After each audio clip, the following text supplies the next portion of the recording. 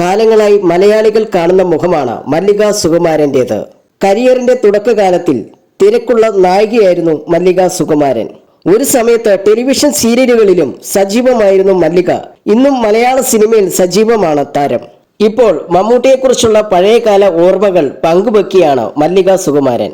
കൈരളി ടിവിക്ക് നൽകിയ അഭിമുഖത്തിലാണ് മല്ലിക ഈ കാര്യം പറഞ്ഞത്. ഞാൻ ആദ്യമായി മമ്മൂട്ടിയെ കാണുന്നത് സ്ഫോടനം എന്ന സിനിമയുടെ സെറ്റിൽ വെച്ചാണ്. അതിൽ സുകുവേട്ടനായിരുന്നു നായകൻ. മമ്മൂട്ടിയും ആ സിനിമയിൽ ഒരു പ്രധാന വേഷം ചെയ്യുന്നുണ്ടായിരുന്നു. ആ സെറ്റിൽ ഒരു ദിവസം നവോദയ അപ്പച്ചൻ വന്നിരുന്നു. പടയോട്ടത്തിന്റെ കഥ പറയാനാണ് പുള്ളി വന്നത്. അന്നത്തെ ഏറ്റവും വലിയ ബഡ്ജറ്റിൽ ചെയ്യുന്ന സിനിമയായിരുന്നു പടയോട്ടം. കഥ കേട്ട് സുകുവേട്ടൻ, എന്റെ പൊന്നപ്പച്ച, ഞാൻ ഈ കുടുംബമൊക്കെ വെച്ച് അഭിനയിച്ചാൽ പരമ ബോറായിരിക്കും, വേറെ ആരെങ്കിലും നോക്ക് എന്നാണ് പറഞ്ഞത്.